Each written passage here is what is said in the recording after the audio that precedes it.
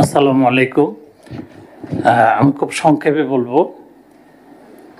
আমাদের প্রধান নির্বাচন কমিশনার মহোদয় সহ আমরা মাঠ পর্যায়ে যারা ভোট গ্রহণকারী কর্মকর্তা হিসেবে দায়িত্ব পালন করবেন, প্রিজাইডিং অফিসার, পুলিং অফিসার, তাদের কথা শুনেছি।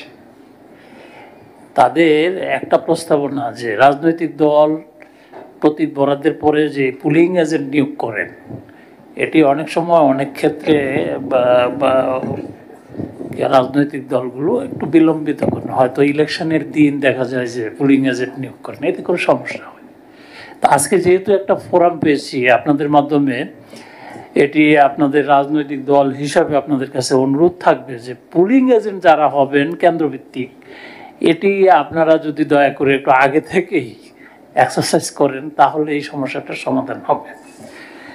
খুব ভালো লেগেছে যে আইনি কাঠামোতে যে সাংবিধানিক প্রতিষ্ঠান হিসাবে আমরা যে সিদ্ধান্তগুলি নিই, সেই সিদ্ধান্তের কি বলে যে ইন্টারফেয়ারেন্স সম্পর্কে লার্নেড সিনিয়র লয়ার এবং একটা পার্টির প্রতিনিধি হিসাবে আমাদেরকে উৎসাহিত করেছেন।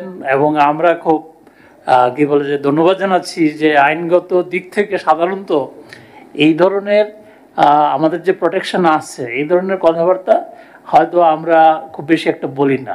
আজকে এই প্রথম যে বলছেন, সেজন্য ধন্যবাদ জানাচ্ছি।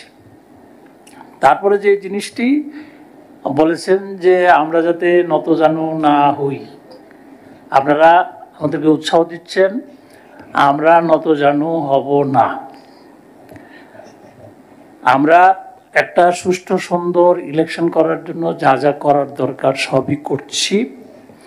আমাদের ভালো নির্বাচন করার বিকল্প কোনো রাস্তা নেই। আপনাদের সহযোগিতা চাই। আপনাদের সদয় অবগতির জন্য বলছি যে আমাদের প্রায় 9 লক্ষের মতো আইন শৃঙ্খলা রক্ষাকারী বাহিনীর সদস্য মাঠে থাকবে। Electoral inquiry committee, judicial magistrate, mobile court, executive magistrate, monitoring team, observation team, এগুলো সব নিয়ে আমরা মাঠে নামার পরিকল্পনা নিচ্ছি। প্রায় 43,000 প্রিজাইডিং অফিসারকে আমরা সারা বাংলাদেশ থেকে সিলেকশন করছি, যাতে এই একজন বলেছেন যে প্রিজাইডিং অফিসার হচ্ছেন প্রধান, তো সেই প্রিজাইডিং অফিসার যাতে শক্ত হয়, নিরপেক্ষ হয়, সেইভাবে আমরা কাজ করে যাচ্ছি।